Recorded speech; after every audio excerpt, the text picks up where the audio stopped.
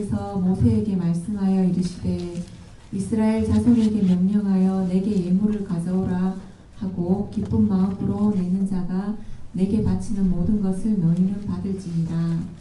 너희가 그들에게서 받을 예물은 이러하니 금과 은과 녹과 청색, 자색, 홍색 실과 가는 배실과 염소털과 붉은 물들인 수량의 가죽과 해달의 가죽과 조각목과 등류와 관유에 드는 향료와 불향할 향을 만들 향품과 호마노며 애복과 흉패에 물릴 보석이니라.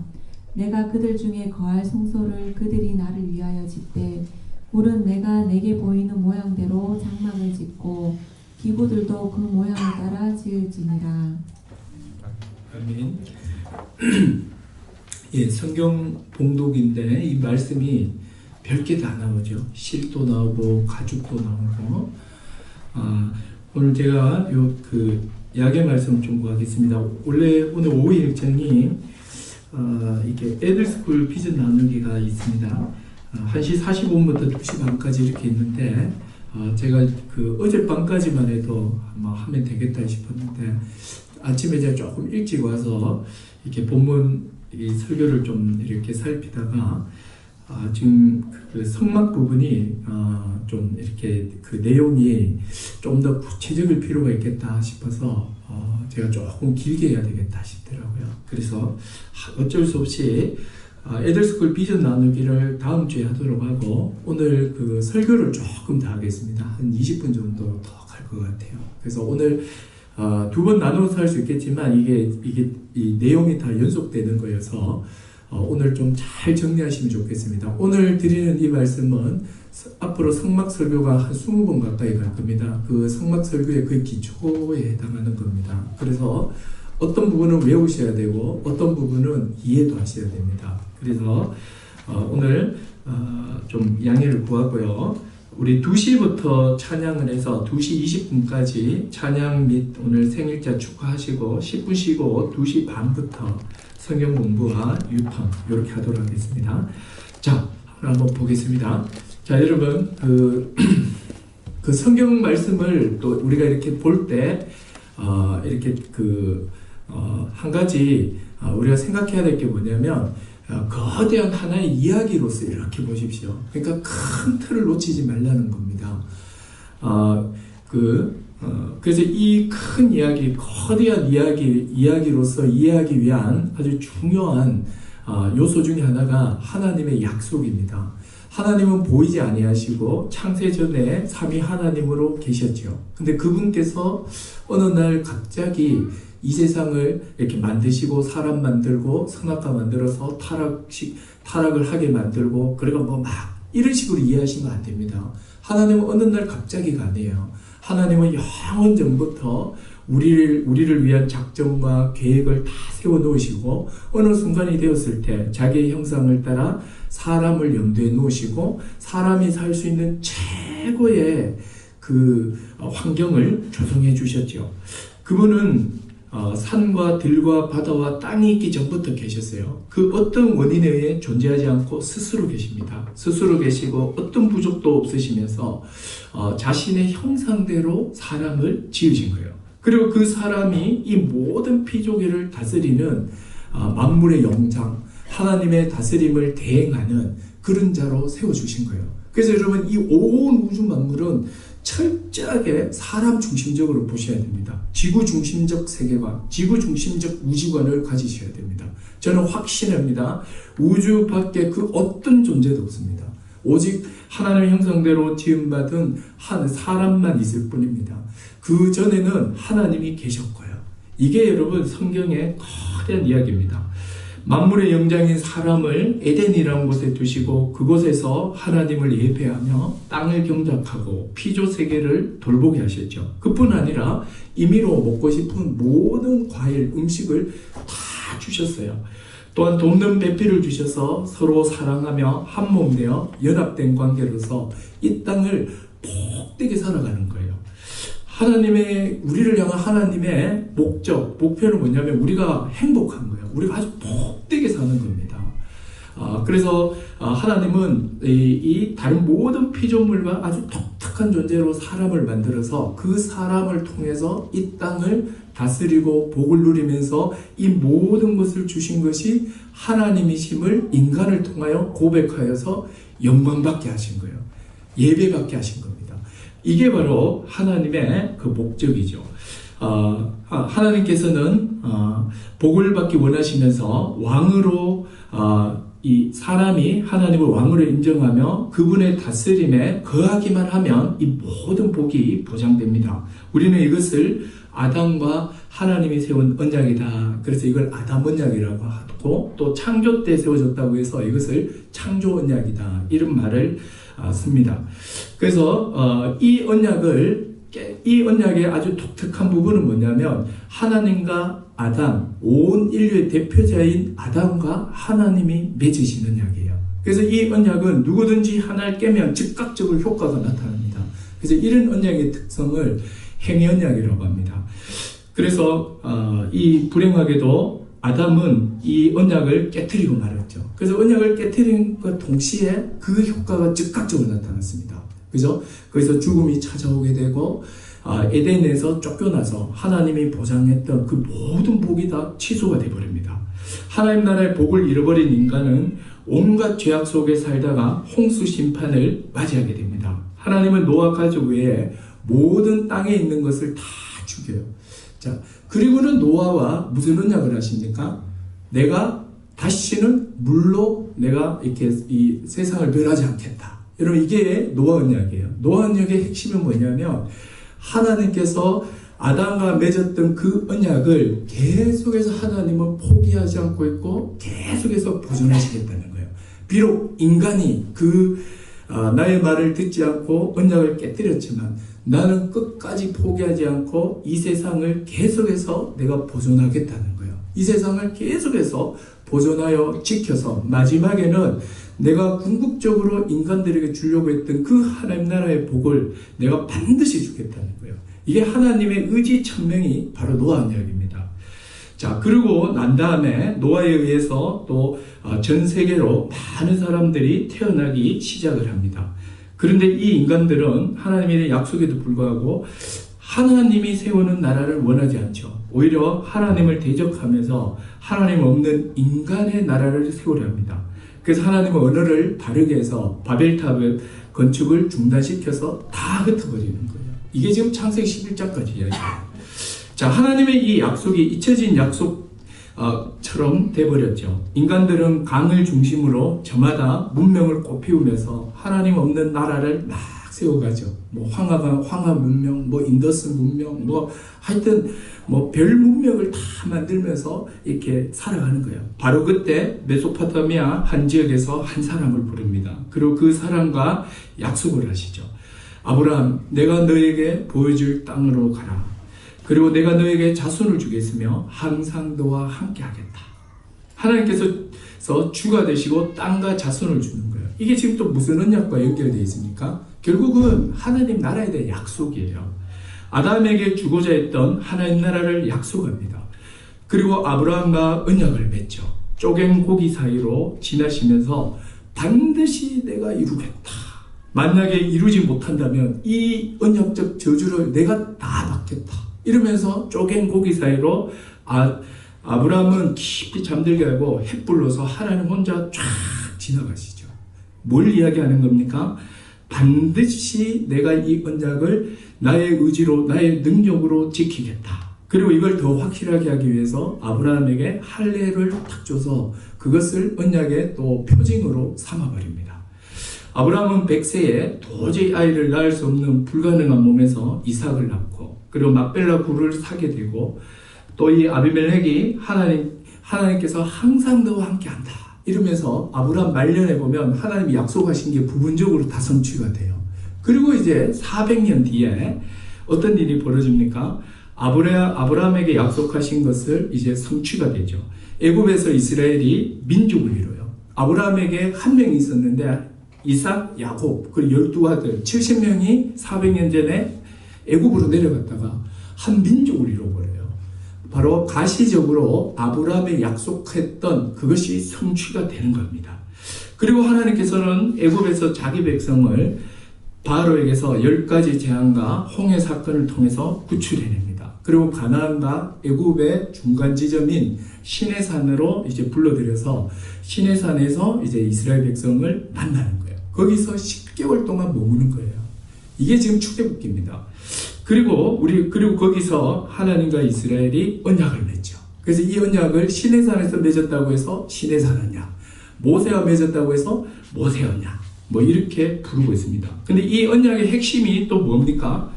내가 너희의 하나님이 되며 너희는 뭐가 된다? 내 백성이 된다. 내가 너희의 하나님, 내가 너희를 다스리는 왕이 되고 너희는 내 백성이 되는데 어떤 백성이 되냐면 나에게 보배로운 자, 나의 소유가 될 것이며 그리고 너희는 세상을 향하여 사명을 가지고 있는 제사장이 될 것이며 그리고 세 번째로는 나의 통치를 받아 거룩한 백성이 될 거다. 이렇게 약속을 하시잖아요.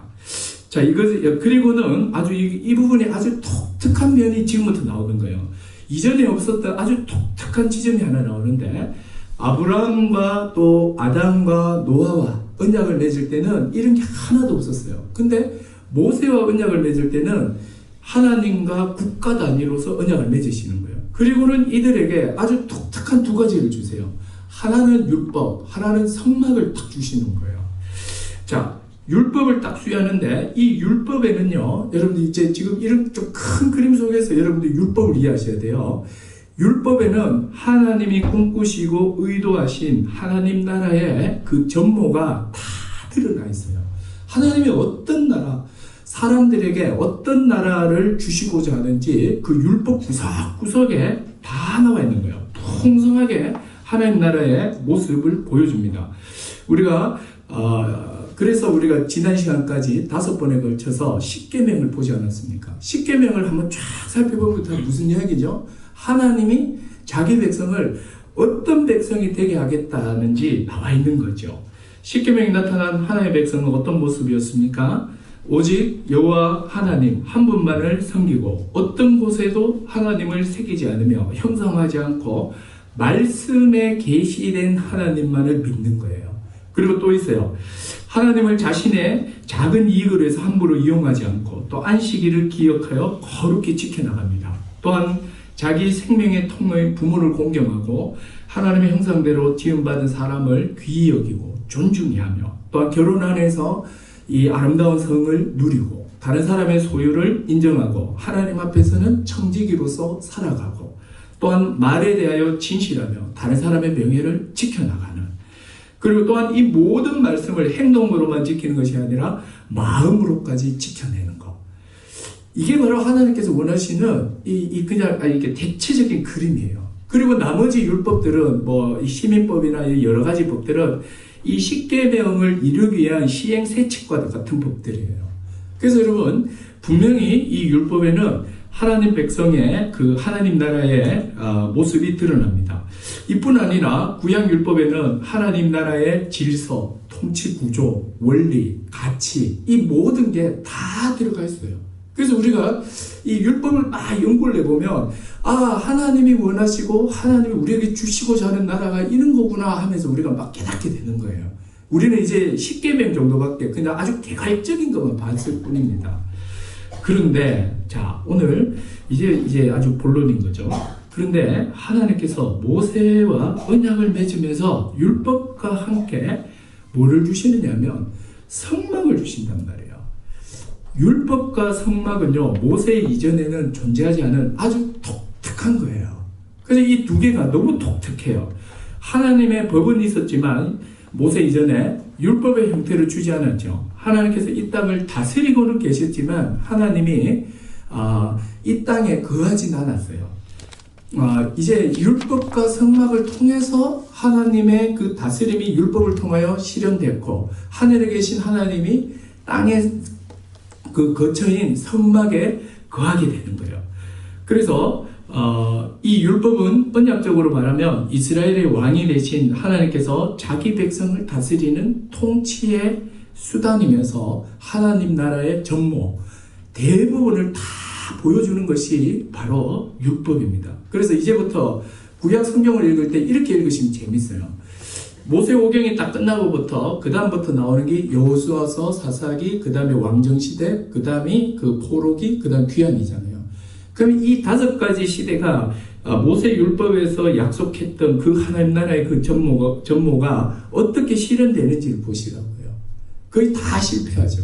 근데 이걸 가장 거의 100% 거의 다 이 땅 가운데 다 실현시킨 왕이 있어요. 그 왕이 누구냐면 다윗이고 그리고 솔로몬이에요. 솔로몬 때는 모든 걸 다 실현해버립니다. 하나님이 약속했던 모든 하나님 나라의 그 모습이 뭐 다예요. 그러니까 그때는 은이 너무 많아가 돌처럼 여기며 또 그리고 솔로몬 시대 때는 그 백성이 평안했다. 이 이야기가 얼마나 많이 나오는지 몰라요. 그리고 아브라함이 약속했던 그 모든 땅을 다 정복해버려요. 그리고 스바 여왕이 방문을 해가지고 당신의 지혜가 놀랍다 그러면서 당신의 통치를 받는 백성이 복되다 이렇게 이야기를 해요. 그러니까 이렇게 해서 그 모형적인 그 모든 성취가 다윗과 솔로몬 때 충분하게 나타나요. 그리고 그 다음부터는 이제 북왕국과 남유다로 흩어져서 다윗의 길로 갔느냐 못 갔느냐, 이 말은 무슨 말입니까? 하나님의 꿈꾸시는 그 나라의 그 법대로 살았냐 못 살았냐가 그들의 흥망성쇠가 되는 거예요. 이게 여러분 구약 전체 이야기예요. 자, 그런데 여기서 한 가지 중요한 맥락이 하나 있다는 거예요. 그게 뭐냐면 성막 이야기입니다. 성막을 절대 놓치면 안 됩니다. 여러분, 성막과 율법을 같이 주셨기 때문에 성막과 율법을 함께 이해하셔야 돼요. 그렇게 할 때 율법의 의미가 살아나는 거예요. 자, 그래서 오늘은 제가 그 성막의 역사를 제가 아주 간략하게 이야기를 해드리고, 그 다음에 오늘 그 25장부터요 31장까지가 하나님이 모세에게 시내산에서 그 주신 성막의 모습이에요. 요걸 제가 PPT를 통해서 하나하나 다 이렇게 설명을 해드리고, 그리고 이게 뭘 의미하는지 한 4가지로 의미를 요약해 드리겠습니다. 그러면 오늘 성막의 그 개화를 끝나요. 그리고 이제 다음 주부터 세세하게 이것이 새 언약과 예수 그리스도로 어떻게 연결되는지를 하나하나 보면서 우리가 지금 현재 누리고 있는 이 복이 얼마나 큰지를 같이 한번 보도록 하겠습니다. 자, 먼저 성막의 역사예요.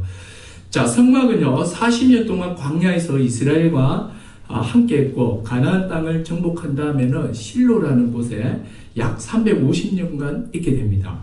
그 후 다윗이 가나안 땅을 완전히 정복을 하고 통일 왕국을 이룬 후에 하나님의 집인 성전 건축을 준비합니다. 다윗은 자신은 편안하게 왕궁에 있는데 여호와의 언약궤가 저 천막에 있는 게 마음이 너무 불편한 거예요. 그래서 하나님 앞에 내가 성전을 짓고 싶다라고 이야기를 합니다. 근데 하나님 이걸 막 기뻐하시죠. 자, 여러분, 이게 왜 하나님 기뻐하실까요? 다윗은 통일 왕국의 거의 왕이에요. 최전성기의 왕이에요. 인간 왕이에요. 그런데 그가 자기 왕궁은 있는데 하나님의 그 전이 없는 것에 대해서 마음 아파하고 있는 거예요. 이걸 기뻐하신 겁니다. 다윗의 이 행동, 이 마음은 어떤 마음이냐면, 내가 이스라엘의 인간 왕이지만 이스라엘의 참된 왕은 나의 모든 왕권의 기초, 나의 모든 왕권의 근원은 하나님이시다는 거예요. 이스라엘의 참된 왕은 하나님이라는 그 고백이 있는 거예요. 그렇기 때문에 성전을 짓고 싶어 했던 겁니다. 그래서 하나님께서 이것을 기뻐해가지고, 그러나 너는 못 짓는다고 하죠. 뭐 손에 피를 많이 흘려서 그렇다고 하는데 그렇지 않아요. 그래서 피를 많이 흘렸다는 것을 뭐 부정의 개념으로 연결해서 다윗이 피를 많이 흘려서 부정했기 때문에 못 짓는다. 여러분, 이렇게 해석하시면 안 돼요. 말도 안 되는 이야기예요. 왜냐하면 그러면 다윗이 했던 모든 전쟁은 부정한 전쟁이 돼요. 다윗이 했던 모든 전쟁은 성전이었거든요. 여호와 하나님의 순종하여 했던 전쟁인데 그게 왜 다 부정이 됩니까? 왜 다윗 때는 하지 말라고 했냐면, 아직까지 평안이, 안식이, 그러니까 그 아브라함에게 약속했던 그 땅이 아직 확실하게 정복이 안 됐기 때문이에요. 성전이 딱 지어지고 하나님이 그 가운데 계신다는 것은 그 이스라엘 전체 백성 가운데 완전한 안식이 왔다는 거거든요. 그러면 다윗 때는 아직 전쟁이 있는데 이건 안식이 아니잖아요. 그래서 이것을 극대화시키기 위해서 솔로몬 때 가서 이제 성전을 짓게 되고, 다윗은 성전을 준비했던 겁니다. 그렇게 해서 이제 솔로몬이 성전을 짓게 됩니다. 근데 이 솔로몬 성전은 그동안 예루살렘에서 이렇게 이스라엘의 중심이 되어서 쭉 이어오다가 BC 586년에 바벨론에 의해서 파괴가 돼요. 이 성전 파괴는 이스라엘 백성이 겪은 가장 절망적인 사건이죠. 하나님이 거하는 하나님의 집이 파괴됩니다. 그것도 우상을 믿는 이방 나라에 의해서 파괴돼 버려요. 엄청난 충격을 받죠. 한 번도 파괴된 적이 없는 성전이 무너지는 거예요. 사실은 이 성전이 무너지기 전부터 하나님은 선지자들을 통해서 여호와의 영광이 있다고 제 성막 보여주겠는데요. 서쪽이 하나님이 거하시는 지성소가 있어요. 그리고 동쪽이 이렇게 들어가는 출입문이에요. 그래서 여호와의 영광이 서쪽에 있는 지성소에서 나오셔서 동쪽으로 가는 환상을 보여주셨어요. 바로 그 예언대로 하나님은 그 성전을 떠나게 되고 완전히 파괴가 되버립니다. 그리고 이스라엘은 70년 동안 바벨론의 포로 생활을 하게 됩니다. 그때 다니엘이 드디어 성전이 파괴되고 70년 포로 생활을 하게 된 이유를 그제서야 깨닫게 돼요. 그게 뭡니까? 모세 율법에 이미 사실은 말씀해 놨어요. 너희가 만약에 내 말씀을 잘 듣고 내 말을 잘 순종하면 가나안 땅, 이 땅에서 복되게 살 거다. 그런데 만약에 내 백성으로서 나의 통치를 순종하지 않는다면 내가 너희를 다 쫓아버리며 내가 너희와 함께하지 않겠다고 신명기와 민수기에 분명히 말씀해 놓으셨어요. 다니엘이 이것을 딱 깨닫는 거예요. 그러니까 이제 끝났느냐? 끝난 게 아니에요. 하나님은 다시 이스라엘 백성을 70년이 되자 고국으로 귀환을 시키죠. 포로에서 귀환한 그들이 제일 먼저 한 일이 성전 재건입니다. 스룹바벨에 의해서 성전 재건이 시작되죠. 그리고 학계 스가랴 선지자가 성전 재건을 독려합니다. 오랜 시간이 걸려서 드디어 성전이 완성돼요. 이 성전을 제2성전, 스룹바벨 성전 이렇게 말합니다. 근데 제1성전인 솔로몬 성전에 비해서 초라하게 짝이 없는 작은 규모였습니다. 솔로몬의 성전을 기억하는 노인들은 울음을 터뜨려버려요. 그러다가 이 성전은요, 예수님 오실 때까지 계속 지속이 됩니다. 그러다가 예수님 거의 한 400년 뒤에 예수님이 오시기 그 직전에 유다의 지역을 헤롯 대왕이라는 사람이 다스리고 있었어요. 헤롯 대왕이에요. 왜냐하면 헤롯에게는 아들들이 있었거든요. 이 아들들이 유대 지역을 나누어서 다스린 분봉왕이었고 헤롯 대왕은 유대 전체 지역을 다스렸습니다. 근데 이 사람이 유대 사람이 아니에요. 이두메 사람이었기 때문에 유대인들의 반감을 갖고 있었습니다. 그래서 자기가 좀 잘 다스리기 위해서 정치적 목적으로 유대인들의 환심을 살려고 이 스룹바벨 제2성전을 증축을 해요.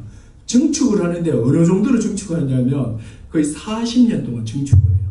증축이 아니라 이거 완전히 새로 짓는 거예요. 어마어마하게 크게 짓습니다. 어느 정도로 크게 지었냐면 제자들이 예수님과 함께 예루살렘에 들어갔을 때 그때도 계속 짓고 있었거든요. 막 제자들이 자랑하듯이 말하죠. 예수님 이 어마어마한 성전을 보십시오. 막 이렇게 막 자랑을 해요. 그때 예수님이 뭐라 그러죠? 돌 위에 돌 하나 남지 않고 다 무너질 거다. 그리고 그 예언대로 예수께서 죽으시고 승천하신 뒤인 AD 70년에 로마 장군 티투스에서 완전히 박살이 나고 그때 성전 안에 있던 모든 기물, 법궤 뭐 이런 거 다 사라져버려요. 싹 없어지고 2000년 동안 아무도 못 찾았습니다. 이따 설명하겠지만 이 법궤 하나가요 금이 어느 정도냐면 지금 돈으로 환산하면 거의 350억에 해당해요. 완전 순금으로 지었거든요. 금이 1톤 넘게 들어갔어요. 근데 그게 사라져 버렸어요. 자, 이게 여러분 성전의 역사입니다. 예수님은 성전과 관련하여 아주 의미심장한 말씀을 하셨는데 내가 3일 만에 성전을 짓겠다라고 했죠. 예수님은 십자가에 죽으시고 3일 만에 부활하심으로 죄와 사망의 권세를 깨뜨리시고 주가 되셨어요. 그리고 자기를 믿는 자에게 성령을 보내셔서 바로 성령이 거하는 처소가 되게 하셨죠. 바로 이게 누구예요? 에베소서 2장 20절에 있는 너희가 바로 하나님이 거하는 처소가 되기 위하여 지어져 가는 성전이다. 즉 교회가 성전이 되어버린 거예요. 이게 여러분, 그래서 여러분 우리가 이 성전의 역사를 안다면 여러분들이 성령 받은 한 사람 한 사람들이 모여서 예배하는 이곳에 하나님이 성령으로 이곳에 계시고 있는 거예요. 이걸 믿으셔야 돼요. 아니 믿는 게 아니라 이게 사실이에요. 근데 왜 우리가 이걸 심각하게 안 받아들이냐면 우리의 저는 태도와 믿음의 문제로 봐요. 여러분, 이 성막과 성전에 대한 유대인들의 그 경외심과 또 그들의 그 어떤 그 열정은요, 어마어마했습니다. 오늘 시편의 말씀에도 봤지만 성전을 사모하다가 자기 마음이 쇠락했다라고 합니다. 하나님이 거하는 그 성전에 대한 마음이 얼마나 큰지 몰라요. 근데 바로 그 성전이 사실은 예수 그리스도를 통해서 이루어질 그 교회를 교회를 이렇게 원형으로 삼고 있다는 사실이에요. 그 교회가 바로 실체라는 사실이에요. 지금 우리가 그분의 성전이 된 거예요. AD 70년에 예루살렘 성전은 정말 잘 무너진 거예요. 계속 그것이 있었다면 오늘날 계속 사람들이 그곳을 갔을 거예요. 그런데 교회 안에 왜 교회 건물을 성전이라고 하면서 왜 또 건물을 짓는지 모르겠어요. 여러분, 건물은 성전이 아니에요. 성령받은 우리 한 사람 한 사람들이 모인 여기가 바로 성전이라는 사실입니다. 자, 이제 나중에 조금 더 이야기하더라고요. 여러분, 성전은요, 이렇게 구약과 신약을 관통하고 있는 중요한 주제입니다. 이제 계속해서 살펴볼 겁니다. 자, 본문으로 한번 들어가 보십시오. 자, 하나님께서 성막을 짓는 것과 관련해서 아주 자세하게 모세에게 알려줍니다. 재료, 치수, 크기, 모양 일일이 다 알려줘요. 모세는 언약을 체결한 후에 다시 시내산 꼭대기 위로 올라갑니다. 그리고 성막과 관련된 말씀을 하나님께 40일 동안 들어요. 25장에 한번 보세요. 25장 1절과 9절 보세요. 1절 보십시오. 이게 지금 시내산 위에서 모세에게 단독으로 하시는 말씀이에요. 여호와께서 모세에게 말씀하여 이르시되, 이 다 뭐예요? 성막에 짓는 데 필요한 재료를 예물로 받으라는 거예요. 근데 예물을 받을 때 기준이 하나 있습니다. 기쁜 마음으로 내는 자가 내게 바치는 모든 것을 받아라는 거예요. 의무와 책임을 하지 말라는 거예요. 이게 여러분, 이게 성전을 지어가는 첫 번째 원칙이에요. 교회를 세워가는 첫 번째 원칙이에요. 지금 하나님께서 눈에 보이는 성막을 막 짓는데 지금 재료가 필요하잖아요. 재료를 이스라엘 백성들이 받는 거죠. 하여튼 몇 달 전에 애굽에서 이사 온 사람들이에요. 값진 거 다 갖고 왔다고요. 그럼 그들 속에 얼마나 값어치 있는 게 많겠습니까? 근데 하나님께서 그 재료를 가지고 내가 짓겠다. 근데 그 재료를 받을 때 어떻게 하라고 합니까? 기쁜 마음으로 내는 자가 내게 바치는 모든 것을 받아라. 의무감이나 책임감이나 마음이 힘들어서 내는 거, 이거 받지 말라는 거예요. 왜 받지 말라고 하는 거죠? 하나님이 없어서 받는 거 아니에요. 하나님이 거하는 거룩한 성전을 받는데 의무감과 싫어하는 마음과 눈치 보면서 이렇게 한다. 이게 하나님 기뻐하지 않는 거죠. 이게 첫 번째 원칙이에요. 그리고는 3절부터 9절까지 재료들이 쭉 나열되어 있습니다. 그리고 이제 한번 보도록 하겠습니다. 자, 슬라이드 한번 띄워주십시오. 자, 지금부터 이제 25장 제가 31장까지 제가 말씀을 드릴게요. 나와 있는 거. 자, 재료를 받고 제일 처음에 이제 하는 게 뭐냐면, 이게 지금 여러분들이 지금 이 모양은 조금씩 다 다를 수 있는데 이걸 꼭 기억하십시오. 제가 설명을 해드리겠습니다. 이거 이름을 증거궤라고 합니다. 자, 세 부분으로 나누어져 있습니다. 맨 밑에 이렇게 짝대기 두 개가 있죠. 이거는 뭐냐면 들고 다니기 위한 겁니다. 고리에 끼워서 들고 다니는 거예요. 밑에 보니까 괴짝처럼 이렇게 박스가 있죠. 요 길이가 2.5규빗. 그러니까 한 규빗이 여기 성인 팔꿈치에서 요 중지 끝까지입니다. 보통 한 45에서 50cm예요. 저는 한 50cm 되는 것 같더라고요. 그런데 요게 지금 그 길이가 2.5규빗이고 폭이 1.5규빗이에요. 높이도 1.5규빗이에요. 직사육면체로 이렇게 탁 돼 있는 거예요. 크기가. 근데 요걸 뭐라고 하냐면 요거를 언약궤라고 합니다. 요건 귓짝이에요. 근데 여기에 뭐를 담느냐면 바로 증거판을 담는 거예요. 즉 십계명을 담아놔요. 그리고 뚜껑이 있습니다. 뚜껑 보이나요? 위에 보니까 이렇게 우둘둘둘한 거 있죠. 이 뚜껑을 잘 보셔야 돼요. 이 뚜껑이 이렇게 있고 이 뚜껑도 크기가 똑같아요. 2.5규빗이 1.5 규빗입니다. 근데 그 뚜껑 위를 자세히 한번 보세요. 뭐가 있습니까? 천사 둘이 있어요. 천사 둘이 이렇게 서 있어요. 그리고 서로 날개와 날개를 이렇게 지금 딱 이렇게 지금 마주 닿고 있죠. 그죠? 마주 보면서 날개를 닿게 하고 있습니다. 자, 요거를 뭐라고 했냐면 요거 두 개를 뚜껑 위에 뚜껑과 천사가 이렇게 서 있는 요거를 뭐라고 하냐면 요거를 속죄소라고 합니다. 요걸 또 시은 좌다 이렇게도 말해요. 좌라는 표현을 씁니다. 바로 의자라는 말이에요. 바로 요거의 용도가 아주 중요합니다. 25장 22절 한번 보세요. 출애굽기 25장 22절 같이 한번 읽어보겠습니다. 시작. 거기서 내가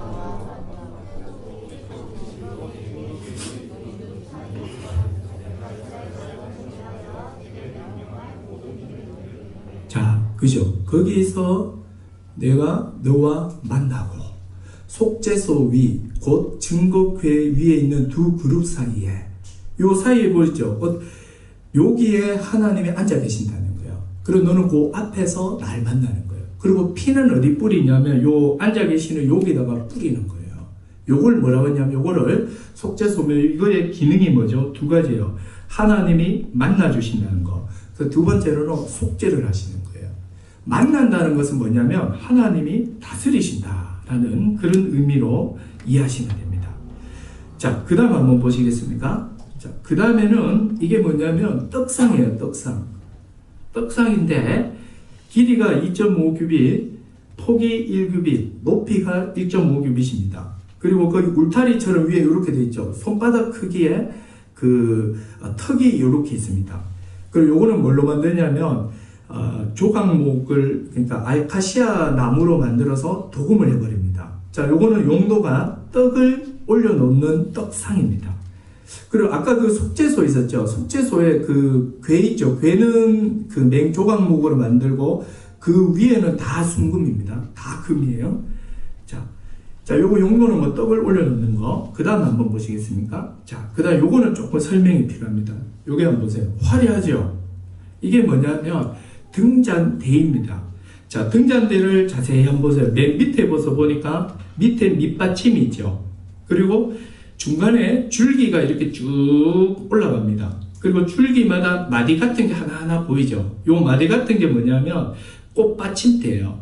그러면 밑에서부터 첫 번째 꽃받침대가 있고 그 꽃받침대 옆으로 각각 한 개씩 그 가지가 이렇게 뻗어 있죠. 그 가지를 따라가 보세요. 꽃이 있죠. 살구꽃 모양처럼 한 개, 두 개, 세 개. 좌측에도 한 개, 두 개, 세 개.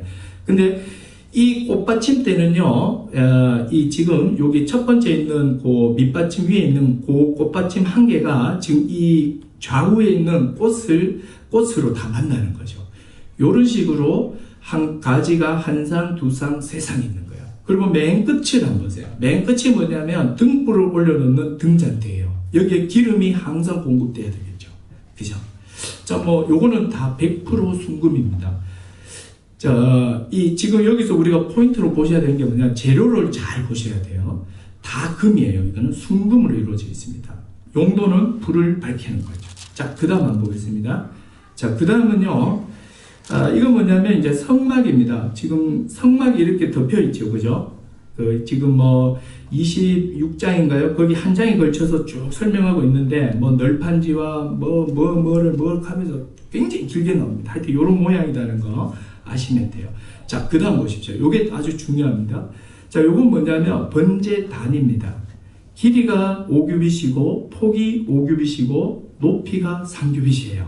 자, 요거는 조각목으로만 만들고 금칠을 하지 않습니다. 자, 요게 아주 중요한 이야기예요. 금으로 도금을 안 해요. 요게는 요 위에다가 이렇게 짐승을 불태우는 거예요. 그냥 번제를 드리는 겁니다. 번제를 드리는 번제단이다. 그렇게 생각하면 되겠습니다. 자, 그 다음 한번 보실까요? 자, 그 다음에 요게 뭐냐면 이방 뜰입니다. 뜰. 그러니까 지금 성막이 보이죠? 성막 밖에 보니까 커다란 뜰이 있죠. 이 뜰은 울타리로 다 덮게 되어 있습니다. 울타리의 길이가 100규빗, 45m, 폭이 50규빗. 거의 정식 풋살 구장의 한 2배 정도 될 거예요. 이게요. 그렇게 이해하면 딱 맞아요. 그리고 높이가 중요합니다. 울타리 높이가 얼마냐면 2.5규빗이에요. 죄송합니다. 2.5규빗이 아니라 2.5m입니다. 절대로 사람이 안을 못 보게 돼 있는 거죠. 근데 여기서 또 특이한 게 뭐냐면 울타리를 이렇게 받치고 있는 기둥들이 있죠. 이게 48개인가 그런데 기둥의 재료가 재밌습니다. 기둥 부분에서 땅에 박는 부분이 있죠. 땅 밑에 박는 부분에는 노스로 감싸 있습니다. 그리고 윗부분은요, 은으로 감싸져 있어요. 땅은 노시고 위에는 은으로 감싸져서 천들이 쫙 이렇게 연결되는 거죠. 자, 그 다음 한번 볼까요? 자, 그 다음 보면 여기가 어디냐면 이게 바로 성막의 동쪽 문이에요. 이게 바로 출입구입니다. 반드시 이쪽을 통해서만 들어가는 거죠. 여호와의 영광이 나중에 성전이 지어졌을 때 저 지성소에서 나와서 이렇게 이 동쪽 문으로 나가시게 되는 거예요. 자, 이렇게 되어 있어요. 자, 그 다음에 이 성막을 그러면 유지하고 제사를 집례하는 대제사장이 있습니다. 대제사장의 복장에 대한 이야기가 28장하고 29장에 다 나와 있어요. 자, 그냥 한번 보기만 하세요. 이런 식으로 되어 있어요. 근데 이거 하나하나가 다 의미들을 갖고 있기 때문에 하여튼 이렇다라고만 알고 있으면 되고요. 특별히 봐야 되는 게 맨 밑에 한번 보세요. 맨 밑에. 에봇이라는 게 뭐냐면 앞치마처럼 이렇게 두르고 있는 게 에봇이고, 에봇 맨 밑에 한번 보세요. 에봇 맨 밑에 보면 방울이라고 달려있죠. 파란색 밑에 보니까 방울이 달려있어요. 대제사장은 반드시 방울이 있는 옷을 입게 되어 있습니다. 왜냐하면 이 방울 소리가 나야 지성소에서 살아있는지 죽은지 알거든요. 만약에 실수를 해서 지성소에서 죽어버리면 방울 소리가 안 납니다. 그러면은 갈고리로 찝든지 아니면 어떻게든지 사람이 들어가면 죽으니까 끄집어내야 돼요. 살았는지 죽었는지 확인하는 게 방울의 기능이에요. 하여튼 그런 식으로 되어 있고, 자, 그 다음 보십시오. 요거는 뭐냐면 분향단입니다. 분향단은 길이가 1규빗이고 폭이 1규빗이고 높이가 2규빗인데 향을 피우는 것이에요. 요거는 조각목이면서 도금을 다 했습니다. 자, 이렇게 되죠. 이렇게 향을 피우는 곳이다. 이렇게 생각하면 돼요. 자, 그 다음을 한번 보십시오. 자, 이거는 뭐냐면 물두멍인데 손을 씻는 곳이에요. 요 재질이 중요합니다. 요거는 다 노스로 이루어져 있습니다. 이렇게 돼 있어요. 자, 그 다음 한번 볼까요? 자, 그 다음, 자, 그러면 제가 여기 배치를 말씀드릴게요. 지금 요게 성소 내부입니다. 성소 내부에 보니까, 그 벽에 보니까 뭐가 있습니까? 천사 3개가 보이죠? 이 천사가 그룹들이에요. 그룹 그림이 그려져 있는 커튼이 쳐져 있고, 잘 안 보일 수 있는데, 커튼 바로 앞에 뭐가 있냐면, 요게 아까 우리가 봤던 분향단이 있는 거예요. 이게 향이 있어요, 향이. 그리고 오른쪽에 보니까 이 오른쪽에 있는 게 뭐냐면 등잔입니다. 떡상이에요, 떡상. 그리고 왼쪽 벽에 있는 게 저거죠, 그 촛불이에요. 그래서 떡은 항상 24시간 365일 항상 새로운 떡으로 있어야 되고, 불도 꺼트리면 안 돼요. 항상 불이 켜져 있어야 되고, 그리고 향도 늘 피워져야 됩니다. 그리고 안으로 한번 들어가 보죠. 그 전에 거 한번 보시겠어요? 자, 그 전에 거, 보시면은, 이게 이제 전체 성막의 구조거든요. 성막을 이렇게 보시면은, 맨 하얀색이 이게 울타리예요, 울타리. 울타리가 이렇게 돼 있죠. 이게 지금, 아까 제가 100규빗이라고 그랬죠. 이렇게 돼 있고, 울타리 안으로 들어가 보면, 이 울타리를 반으로 딱 접었을 때, 왼쪽 반은 성막이고, 또 오른쪽 반은 뭐냐면 성막 뜰이에요. 뜰에는 2가지가 있는데 동쪽 문으로 들어오면 제일 처음에 있는 게 번제당, 그 다음에 물두멍, 아까 그 손 씻는 거 있었죠? 그걸 딱 지나가면 이제 드디어 성소로 들어가는 거예요. 성소 들어가면 아까 봤던 바로 그런 기물들이 있죠. 자, 그리고 자, 그 다음 한번 보실래요? 자, 딱 들어가면 이건 어디냐면 이게 바로 하나님이 거하시는 지성소라는 곳입니다. 저게 높이가 한 4.5m가 되고요. 가로 세로 2.5m예요. 그러니까 한 평 정도 되는 방에 높이가 2.5m예요. 그러면 지금 모양은 그냥 저 피아노에서 한 요 정도로 해가지고 이 천장 끝까지 올라가면 돼요. 이게 바로 하나님이 계시는 지성소의 모습입니다. 그리고 성소와 구분하기 위해서 커튼이 쳐져 있고 천사 모양이 이렇게 세 개가 그려져 있죠. 그리고 거기에는 뭐가 있습니까? 바로 법궤, 시은자, 저게 다 놓여 있는 거예요. 자, 됐습니다.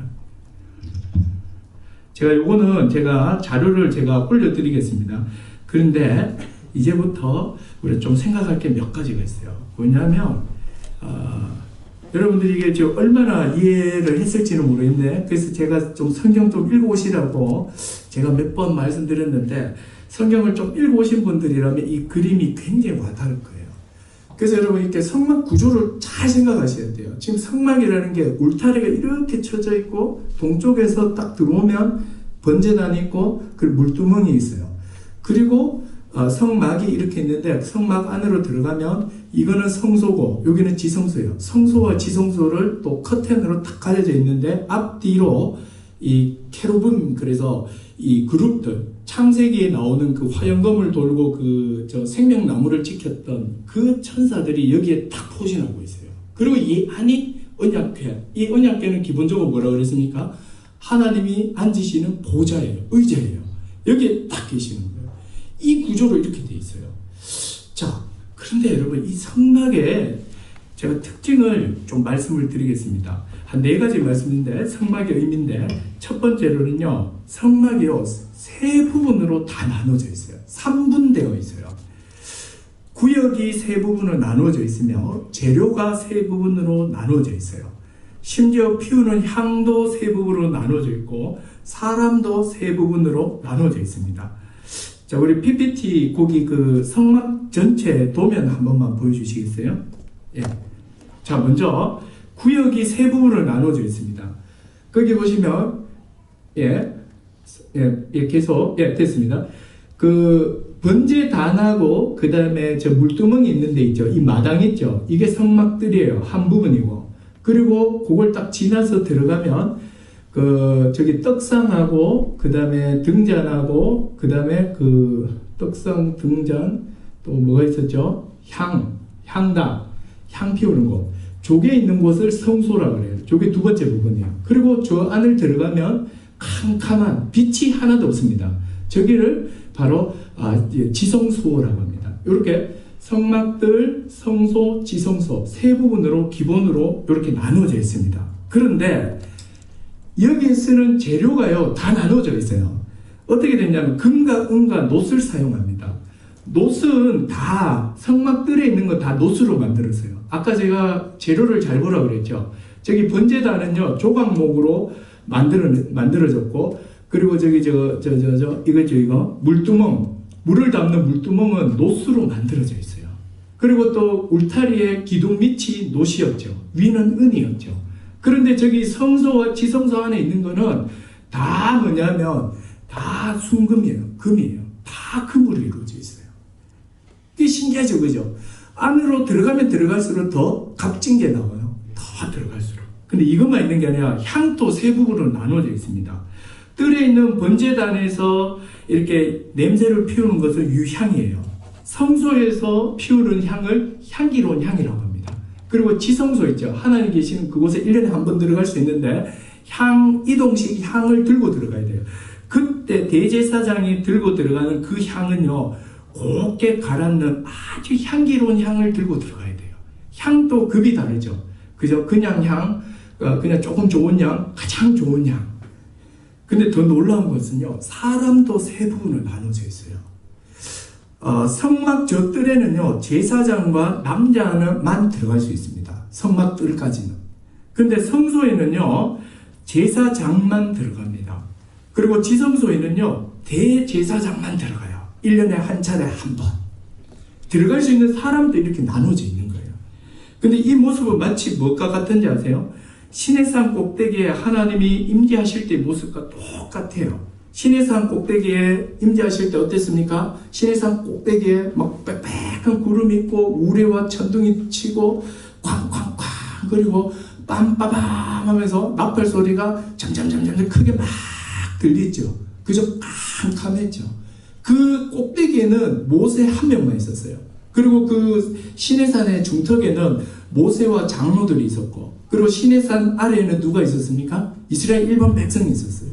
그것과 지금 똑같은 거예요, 지금. 시내산에서 하나님이 임재했을 때의 배열이나 성소의 배열이나 똑같다는 사실입니다. 자, 이제 내리셔도 됩니다. 자, 지금부터 이제 말로 다 할게요. 자, 이걸 지금 뭘 이야기를 하고 있냐는 거예요, 지금. 하나님께 점점 하나님이 계시는 그 지성소로 가까이 가면 갈수록 어떻게 하고 있습니까? 더 좋은 재료를 써야 되고 갈 수 있는 사람도 계속해서 제한되고 있죠. 즉 바로 하나님의 거룩함을 나타내고 있는 거예요. 하나님의 거룩하심입니다. 시내산에서 나타난 하나님의 그 거룩을 잘 알아야 돼요. 여러분, 거룩이라는 것은 하나님만 가지고 계신 속성으로서 피조 세계와는 분리된 속성이에요.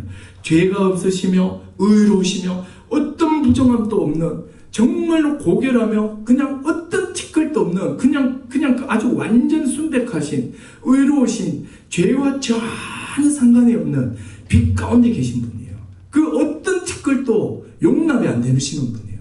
그 거룩의 그 총체이신 분이 하나님이신데, 그 하나님께로 가까이 가면 갈수록 어떻게 됩니까? 이 범죄한 인간은요, 이 죽게 돼 있어요. 아무나 못 간다고요. 그래서 하나님께서는 자기가 거할 자기 처소를 하나님께서 세세하게 다 이야기해 주는 거예요. 하나하나 다 이야기해 주는 거예요. 규격부터 사이즈부터 재료부터, 여기는 누구까지 들어올 수 있고 여기는 누구까지 들어올 수 있고 여기는 누구까지 들어오며, 들어올 때는 행동을 어떻게 해야 되며, 이 향을 피울 때는 내가 지정한 것으로 피워야 된다고 그랬어요. 근데 아론의 아들 둘이가 하나님이 지정한 향이 아니고 다른 향 피우다가 향에서 불이 나와서 죽였거든요. 이게 뭘 얘기하는지 아세요? 하나님이 정하신 방법대로 안 하니까 범죄한 인간이 죽어버리는 거예요. 여러분, 하나님이 사람을 죽이려고 그렇게 한 게 아니에요. 하나님은 기본적으로 인간이 갖고 있지 않는 거룩하신 분이에요. 그 거룩하신 분이 하늘 처소를 버리시고 땅으로 이렇게 내려오신 거죠. 땅에 이렇게 딱 거하고 계시는데, 그 하나님이 이스라엘과 언약을 맺으시고 내가 너희 왕이 되겠으며 너희와 함께 하겠다고 약속하셨기 때문에 이 약속을 실행하시기 위해서 몸소 친히 자기 백성에게 거하기 위해서 내려오신 거예요. 내려오시는데 하나님의 처소를 범죄한 인간이 어떻게 만드냐 말이에요. 이거는 100% 거룩하신 하나님의 생각, 의도, 하나님의 방식대로 하나하나 다 만들어 놓는 거예요. 그래서 치수부터 재료부터 시작해서 높이까지 모든 걸 세세하게 다 이야기해 놓은 거예요. 저는 그래서 이 성막 이야기야말로 하늘의 모든 지혜를 다 가지고 있는 것들이에요. 그래서 이거는 제가 지금 이야기하는 거 하나님의 지혜의 0.1%도 안 될걸요. 이 거룩한 하나님의 그 지혜에 나타나며 그 거룩하신 하나님을 받기 위한 처소를 지금 만드는 거거든요. 하나님의 이 모든 거룩을 선물로 나타내고 하나님의 정하신 방식이 아니면 범죄한 인간은 다 죽어버려요. 거룩하신 하나님 앞에 그 누구도 범죄한 인간은 설 수 없기 때문입니다. 거룩하신 하나님만이 자기 앞에 나오는 방식을 알려주실 수 있고, 그분이 계시하시는 방식만이 하나님의 거룩 앞에 설 수 있는 거예요. 성막의 이 내용들은 하나하나 하나님의 거룩과 구원 경륜이 풍성하게 다 들어있습니다. 거룩하신 하나님께서 천상에서 인간의 범죄로부터 자신의 거룩이 훼손되지 않도록 하나하나 다 설계해 놓으셨거든요. 그래서 여기는 인간의 생각이 그 어떤 것도 없어요. 거룩하신 하나님 앞에 서는 방식을 범죄한 인간이 어떻게 정한단 말이에요. 오직 하나님만이 정하실 수 있어요. 그렇게 본다면 오직 하나님만이 구원의 길을 내십니다. 어떤 사람도 자기 방식으로 구원 못 받아요. 왜 예수만 믿어야 구원받냐고요? 왜냐고요? 이 예수 그리스도가 거룩하신 하나님 앞에 나아가는 길로 하나님이 정하셨기 때문이에요. 예수 그리스도를 믿음으로 하나님의 거룩을 충족시킬 수 있기 때문이에요. 인간이 정한 몇 가지 이렇게 내가 이렇게 평생을 이렇게 살았는데 이렇게 이거 가지고 지옥 보는 게 너무한 거 아닙니까? 하나님의 거룩을 모르고 하는 소리예요. 하나님은 그 정도 몇 가지 선행, 뭐 몇십 년 뭐 착하게 살았는 거, 그 정도 가지고, 이렇게 자신의 거룩을 자신의 거룩이 충족이 안 된다니까요. 어떤 죄도 없어야 된다니까요. 조금만한 죄도 없어야 돼요. 그래서 하나님께서는 완전 무결하며 의로운 자만이 하나님 앞에 설 수 있단 말이에요. 그러니까 이게 어떻게 인간이 하나님 앞에 설 수 있는 길을 정할 수 있겠으며 또 만들어낼 수 있겠습니까? 그래서 이 성막에서 나오는 것처럼 하나님께서 범죄한 인간이 거룩하신 자신을 만나는 그 모든 방식과 모든 방법을 하나님이 정하신 것처럼 우리 주 예수 그리스도만이 하나님께 나올 수 있는 길로 하나님이 정하신 거예요. 그래서 여러분, 예수 믿어야 구원받는 거예요. 예수 그리스도를 믿어야, 그 길 아니면 하나님의 거룩을 충족시킬 수 있는 어떤 길도 없어요. 다른 길이 있다면, 예수 그리스도가 아닌 다른 길이 있다면 하나님은 그 길을 인정하셨을 겁니다. 없어요. 오직 예수밖에 없어요. 그러면 이렇게 본다면 여러분, 이 성막이 결국은 무엇까지 보여주는지 아세요? 성막에 있는 이 번제단부터 시작해서 떡상과 이 모든 게 다 결국은 예수 그리스도를 풍성하게 다 예표하고 있는 거예요. 이제 이거 하나하나 다 연결할 거예요. 얼마나 놀라운지 몰라요. 근데 여기서 우리가 하나 더 생각할 것은 이거예요. 하나님은 거룩하신 분이시죠. 그 거룩하신 분이 지금 저기에 앉아 계신 거예요. 저분이요, 내려오셨어요. 근데 앉아 계신 곳이 어디예요? 요 한 평. 요 딱 앉아 계신 거예요, 지금. 요 정도. 딱 요거예요. 요 높이까지 했을 때 딱 요거예요. 창조주 하나님이 이렇게 자기 백성을 만나기 위해서 이렇게 자기 공간을 제한하시고 이렇게 들어와 계신 거예요. 얼마나 놀라운 은혜입니까? 그리고 두 번째로 기억해야 될 게 있어요. 자, 아까 제가 한 번만 더 띄워주세요. 자, 첫 번째로는, 3등분 되어 있다. 이 3등분 되어 있는 것을 통해서 하나님의 거룩함을 나타내고 있다는 거예요. 자, 그 마지막 그림 한번 보여주세요. 자, 이게 또 아주 놀라운 이야기입니다. 자, 거기 성전 단면도 보시면 됩니다. 단면도요. 예. 자, 여기 보이시죠? 울타리 이렇게 있잖아요. 울타리 하얀색으로 되어 있죠. 저것을 반을 접었다고 생각해 보십시오. 반을 딱 접죠. 반을 접으면 원래는 정사각형이 나와야 돼요. 근데 지금 그림이 좀 잘못된 겁니다. 이렇게 반을 딱 접으면 이쪽 정사각형, 저쪽 정사각형이요. 그리고 그 정사각형에다가 각각 대각선을 이렇게 그어보면 좌측에는 그 대각선이 두 개가 만나는 지점이 바로 법궤가 만나요. 그리고 이쪽에는요, 번제단이 만나요.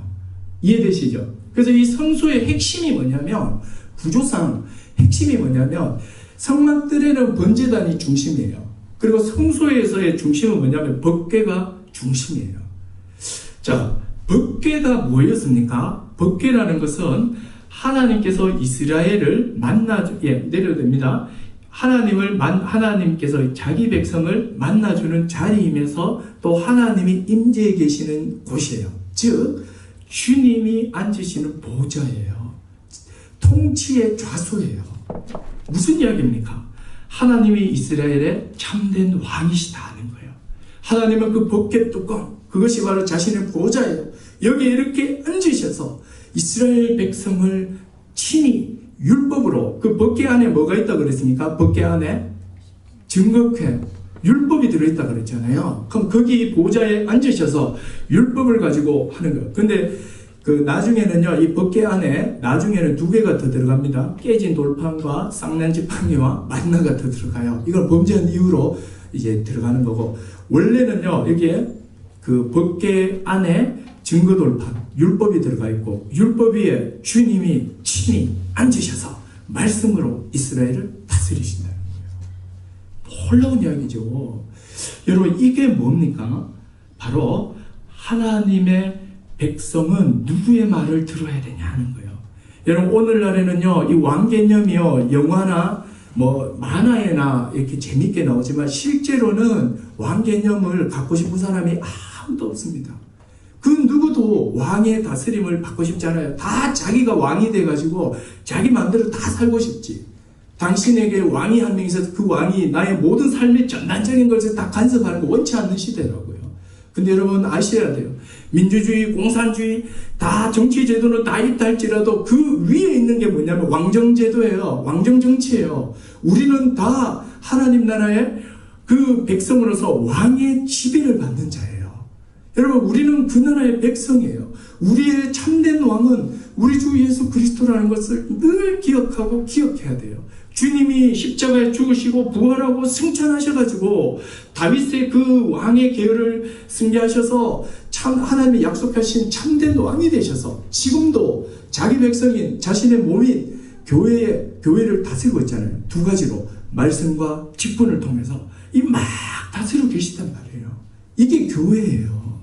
근데 오늘날 많은 사람들이 교회를 자기 생활에 교회를 그냥 장소적으로 자꾸 이해를 하고 있는지 시간과 장소 개념으로 교회 주일에 가는 날 또 주일에 드려지는 예배 이게 바로 교회다라고 생각해요. 참말이에요.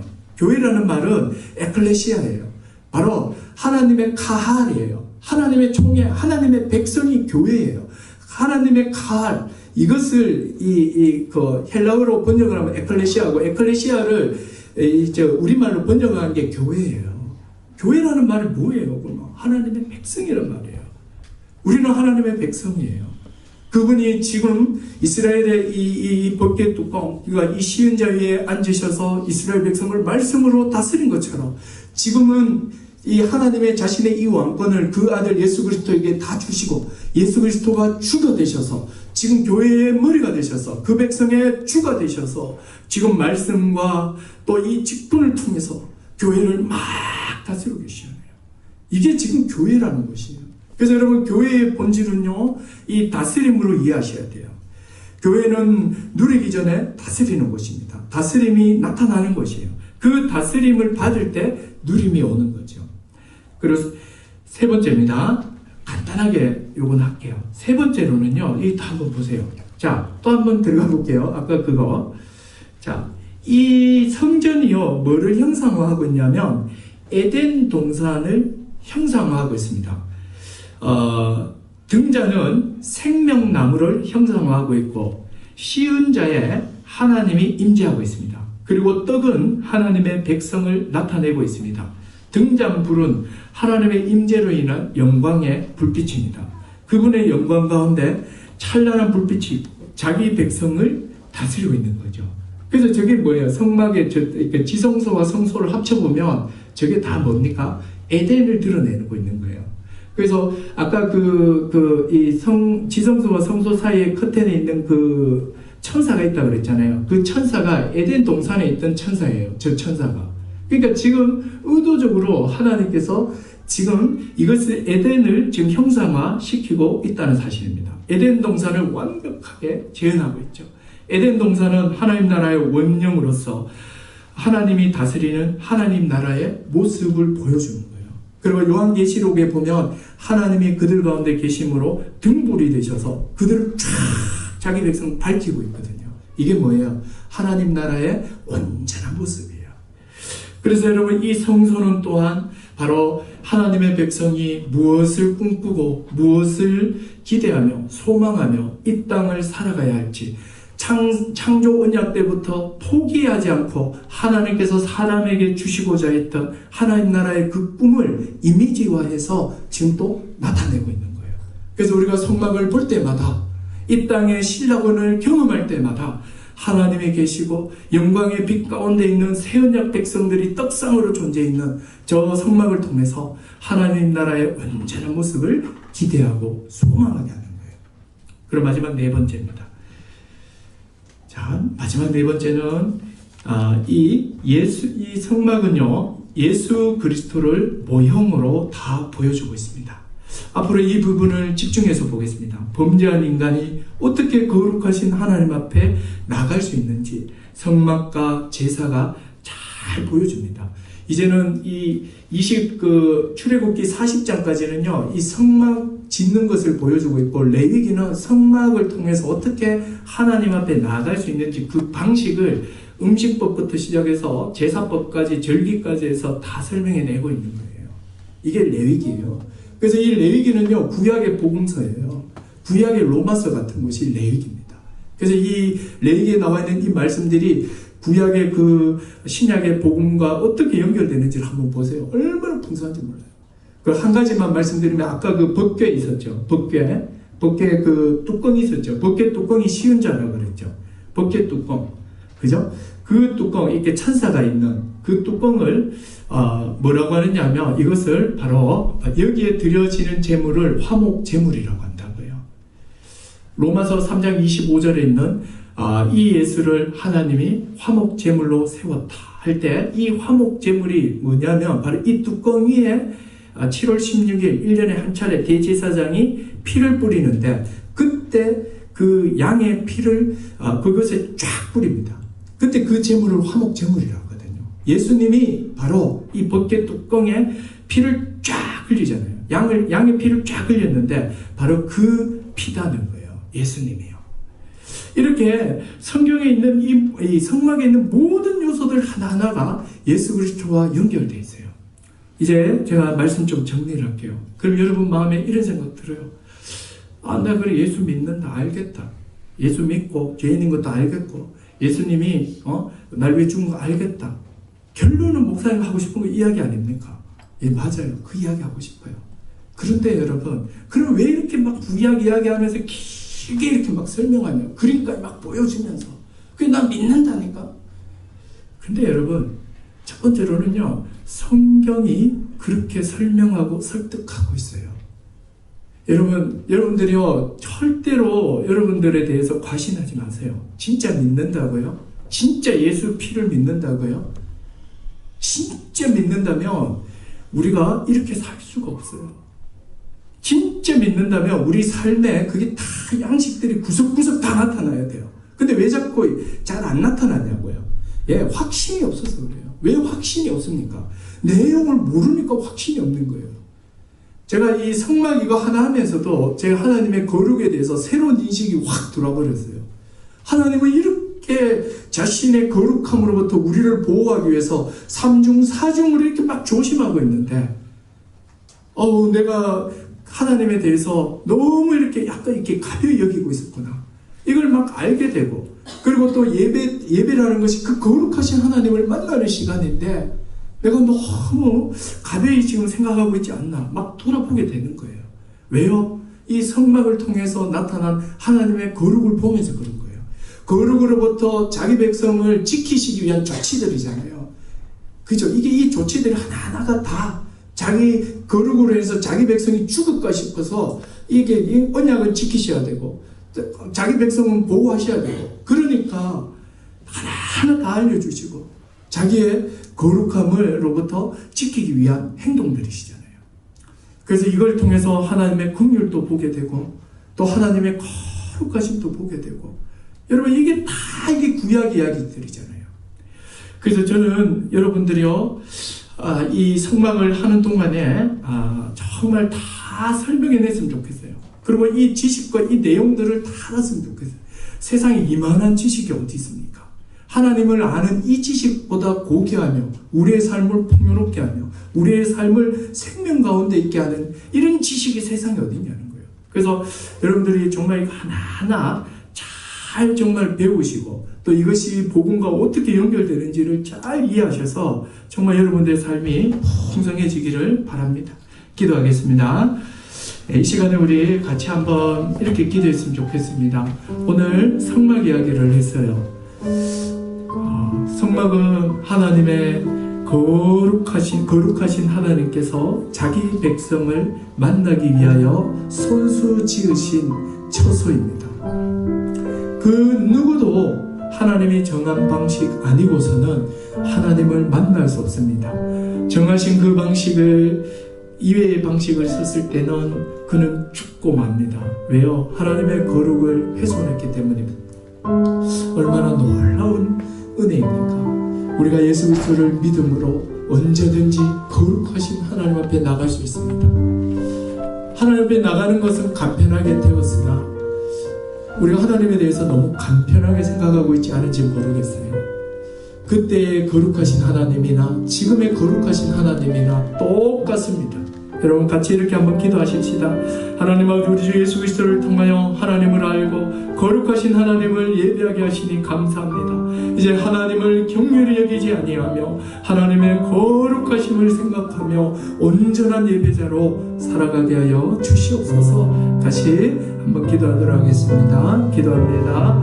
하나님 아버지, 이 시간에 기도하기를 원합니다. 우리를 거룩으로 불러주시고 하나님 존전에 서게 하시니 감사합니다. 하나님의 영광을 보게 하시고 날마다 주님의 은혜 아래 그리스도의 보혈의 능력으로 머물게 하여 주시옵소서. 하나님은 지금도 예수 십자가 보혈로 우리를 구원하여 주시고 자기 백성 삼아 주셔서 하나님의 영광 가운데 세워주시니 감사합니다.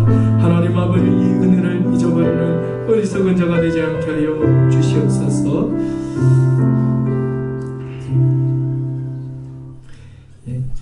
찬송가 391장 1절 4절 찬송 드리도록 하겠습니다.